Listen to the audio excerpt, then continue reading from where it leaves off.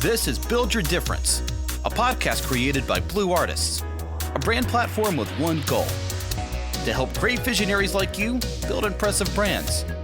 Every month, we'll bring you insightful tips, knowledge, and compelling stories from successful entrepreneurs and the Blue Artists team on how to create and market a winning brand that does more than just launch a new product or service. It starts an ongoing conversation. Because you're not just making a brand, you're making a difference. Let's start building. We are rolling. Okay. All right. Pierre, 2021. Yeah. Oh my goodness.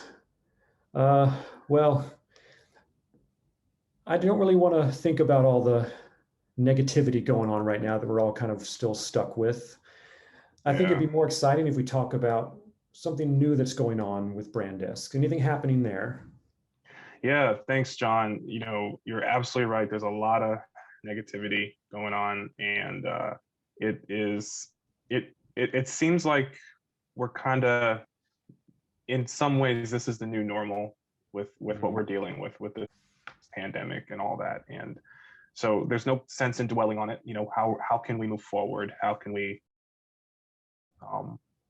continue to make progress, even though we're all together dealing with this incredible challenge. Yeah. So what's new? What are we focused on here in Brandesk? Well, okay. So what's new? Well, the first thing that I want to say is that we're really focused this year in 2021 in expanding the team. I would say that the year 2020, that was the launch. You know, Brandesk launched in May of 2020, and it was for all intents and purposes, it was a successful launch. And the entire year of 2020, from my perspective, was just getting people aware of Brandesk and getting people accustomed to this sort of new way of working together.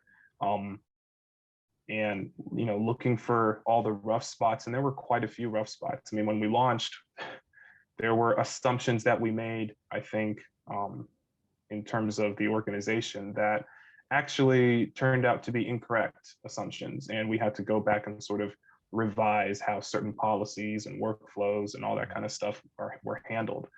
So it's been a year of learning, and I would say that was to be expected in that first year of operations. But now in 2021, in May, we'll be going into year number 2, and our focus is no longer on just sort of stabilizing the platform. Our focus now is about growth and expansion, getting more users, expanding our team, and expanding our audience. So that's something that we're very focused on, and we've got some pretty I would say some pretty aggressive strategies to kind of help us to achieve that particular goal.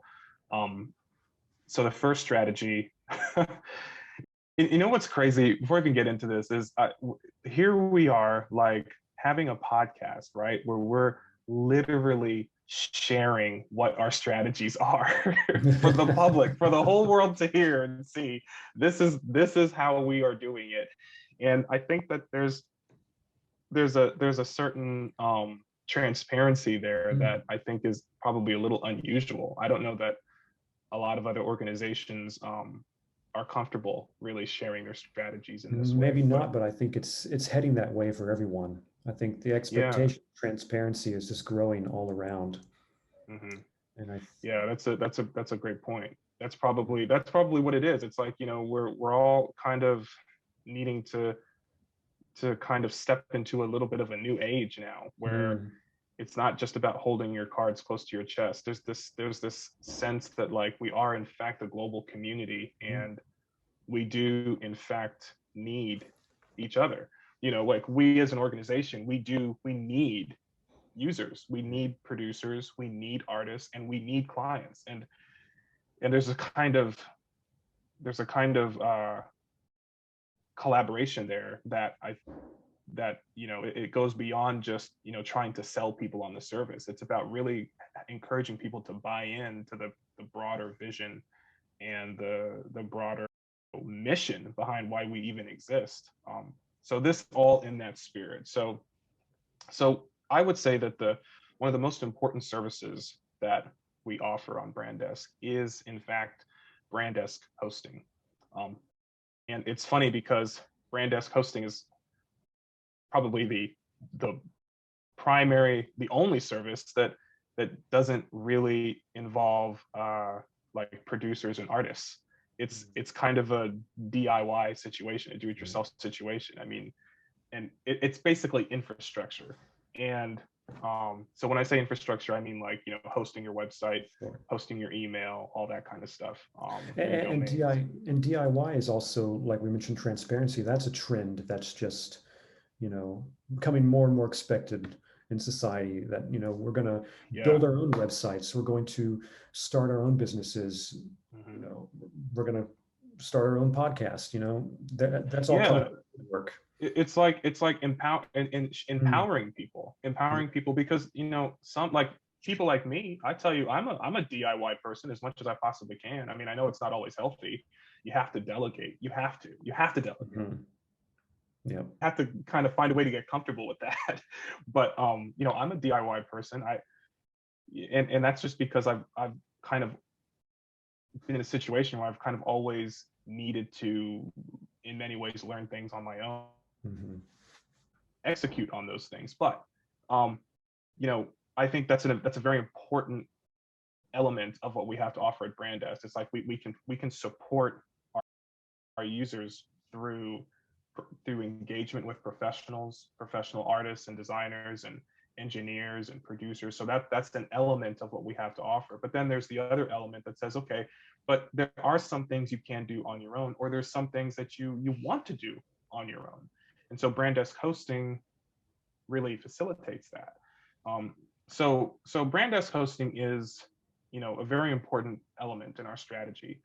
And so we had to look at that and say, okay, what can we do to help make it easier for customers to consider BrandDesk hosting and to bring their websites over to us. And so I thought about it, and I said, you know what, John, there's really two different types of potential BrandDesk hosting customer. The first is someone who does not have a website. They're just getting started. They're just getting started with all of this. So they don't have any infrastructure. They don't have a branded email, no email marketing, no website, nothing.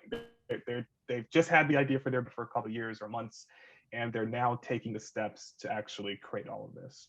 So that's the first type of customer. The second type of customer is obviously the complete opposite, the person who already has this built. They already have a website. They already have infrastructure. And it's about how do we get both of these customers to consider BrandDesk hosting? Well, for the customer who is just starting, we have a whole bunch of compelling solutions to help them build their site. They can take out a hosting plan and build their site completely on their own. I mean, you can create a beautiful website in less than an hour on BrandDesk hosting. It's incredible. But if you don't have the time for that, you can work with our team. You can work with our producers and our artists and our designers to have a site built for you that you can then easily manage. So that, so we've got payment plans, we've got credits, we've got discounts, we've got promotions. There's all sorts of incentives to make it really easy and I would say relatively pain-free for someone who's just getting started to start with us. But the real challenge is, how do you get somebody who already has their infrastructure built? If they've already got a website, let's say that website's on WordPress. Actually, if it's on, I will say, if their website's on WordPress, it's actually an easier sell to convince them to come to BrandDesk hosting, because most customers that I have encountered cannot stand logging into WordPress to manage their website. I mean, have you ever like tried to manage a WordPress website? No, you never. Okay, well, no, but I've seen some. To me, it doesn't. I haven't done that myself, but I've seen some, and they don't seem. I don't know. I've never really been impressed with the layout. We love you, WordPress. Yeah, we do love you, WordPress. We do. So I mean, like the way I look at it is, I think WordPress is it's an incredible tool. It's a very Mm-hmm. vast tool. And I think it's great if you want to build a very complex website, or if you want to build like a web application or something that's Mm-hmm. like extremely high level. But, you know, a lot of customers would have WordPress websites that really don't require all of that. And so, you know, it's pretty easy to show them the benefits of brand desk hosting. And I think most people that we have that discussion with easily decide, okay, let me switch over. But what if someone's on Squarespace? What if someone's on Wix? I mean, these are serious competitors. They have been in the game way longer than we have. They have matured by leaps and bounds. I mean, they have millions and millions and millions of customers. It is like, okay, I, that is, I think, something to stare at in awe. But you know, it doesn't scare me. I'm not intimidated by that. The way I see it is that there is definitely a market for people who want an easy to use website platform, and they want something that is not just easy for them, but is also proven to be easy for other people. Okay, the kind of like a social proof type thing. Like, Right. you know, I want to know that other people are using this platform too, because that way, the more people that are on the platform, the more secure it is, and I don't have to worry about, you know, the possibility of them going out of business and suddenly I'm losing my website. You know, so customers who have who are built on Squarespace or Wix or Weebly or GoDaddy, and there's probably a couple more there that I don't Mm-hmm. even that I can't recall at the moment. But customers who've built their site there, how can we convince them to come to brand desk hosting? And so I thought, you know, what is the greatest point of friction? And I think that the greatest point of friction is this idea that you have to pay to have your site rebuilt. Okay, Hmm. whether it's paying a professional to rebuild your site on a new platform, or the cost of your own time to sit there and rebuild everything that you've already built on Squarespace or on Wix. Yeah. That's the biggest point of friction. So even if we beat Squarespace on price, even if we beat Wix on usability and user interface, even if we beat GoDaddy on convenience, it kind of almost doesn't matter if the customer sees the process of bringing their website to us as just this task that requires so much labor on their end or cost. So that's why we're offering completely 100% free migration. Now, that is, to me, that I've never seen that. And I thought to myself, could this even work? Like, is this, are we like shooting ourselves in the foot with this? Like, how can we even sustain this much? How can we do this? But what I recognized is, well, you know, we want to be able to offer free migration. Basically, what that means is we want to be able to say to someone, hey, your website looks great on Squarespace. Let us rebuild it better on brand desk hosting. We'll do that for you. And we're not going to charge you for it. Okay. You just pay for the regular hosting fee that's going to beat the price that you're already paying with Squarespace or with Wix. And we'll take care of the rest. We'll take care of the rebuilding, making sure everything is set up better than it was originally. We'll do all the heavy lifting, and we're not going to charge you for that. And what I have found was that, first of all, people really like that. Okay, they really like that. But I have also found that there are some people that find it to be too good to be true, and it does create some skepticism there. So I said, okay, how can we combat that? And so what we've done now is we've added a huge gallery to the brand desk hosting website, where now when you go to the brand desk hosting website, you will now be able to see a gallery of just a handful of some of our really fantastic clients, customers who are already using the platform and have created something really special. We're putting them, we're providing that sort of proof to you, so that you can see that yeah, we can do this, and we can do it really well, and we're going to save you a lot of money, and especially during a time like this, you know, where people are looking to shave a few dollars here and a few dollars there. I think that this is really going to be an incredible solution. So I'm excited about it. I'm a little nervous. We are taking on a case by case basis. So that this offer is for everyone, but not everyone will be eligible for this offer. So we do have to look at your existing site. We do have to make sure that we can make it better. And if we can't, we'll tell you. If we know that we can't make the site better, we'll tell you. Right. We'll say, you know what, your site's amazing. It's amazing, and we don't think we can make this a better experience, or we don't think we can beat the price of what you're already paying. So we'll let you know. So that way, you stick with the deal that you have. But in every situation where we know we can, we'll let you know, and we'll do it for free. And what sort of, I mean, maybe this may be a little bit early on, but what sort of response are you seeing? Have you had any customers take you up on this free migration? And if so, what's their response been? Yeah, we have had customers begin to take us up on this offer, and at first it was something that we really had to actually reach out to customers and tell them about this offer, because otherwise they didn't know. So what I found myself doing, what I found myself doing was, years ago when we were initially when we were primarily building all of our custom websites on WordPress, we had learned that customers were just so dissatisfied with WordPress that we wanted to find a better solution. And so we discovered Squarespace, and we at no cost to the customer, we migrated all of those websites from WordPress over to Squarespace. And that was a totally customer centric thing to do, because once we moved those customers to Squarespace, we no longer have those accounts. So we've lost a lot of accounts in order to make the experience better for those customers. And I think that was a show of good faith. That was a show that we will do the right thing, and that we are customer centric.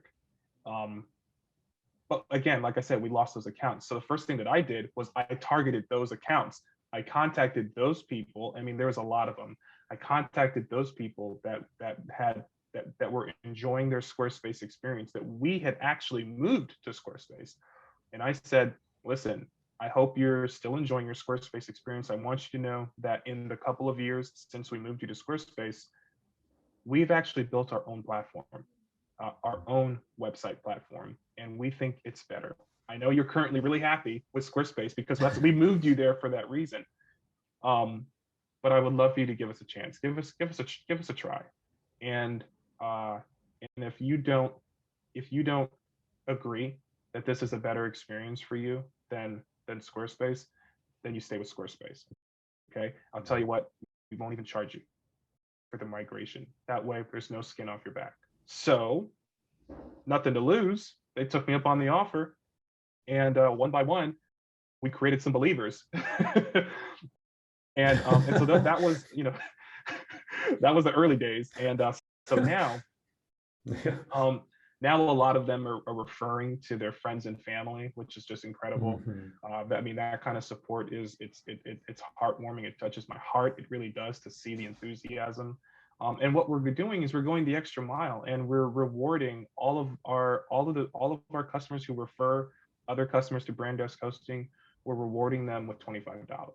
We're sending them a $25 payment directly to their PayPal account for each referral that they send to Brand Desk Hosting. So this is an investment. This is not a very high revenue generating thing for us at the moment, because it's a lot of cost output. We're spending a lot to pay for these referrals and to create these websites and to do it at no cost to the customer. But I do believe that this is an investment that will pay off very, very quickly once we've established a sort of small army of ambassadors for Brand Desk Hosting. Then I think that we'll see that this was the right call. Yeah. Now for this free migration campaign, do we see this extending into the distant future, or is this something that, those who may be interested want to get in on this now because it's going to be around for a limited time? It is a limited time situation. Okay. And I would say, if you're interested in this, please get in on it now. Just go to www.branddeskhosting.com. right at the top of the page, you'll see a prompt that says, if you have a website already, you can switch for free. Just click that.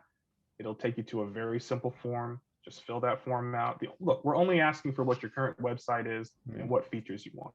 So just let us know where your current website is and what features you're interested in. And then we'll take a look at it and get back to you very quickly within a day or two and let you know, hey, we can do this. And if we can, we will. We will. So we want to create believers. We want to impress. But this is a limited time offer because obviously, and I tell a lot of people this is not a sustainable strategy. We can't, unless I'm wrong, unless the numbers show me that it is sustainable. This is not something we can do for the foreseeable future, but we can do it now. And so we are doing it now. We want to do it now, and I do believe that it'll pay for itself in the long run. Thanks for listening to this episode of Build Your Difference.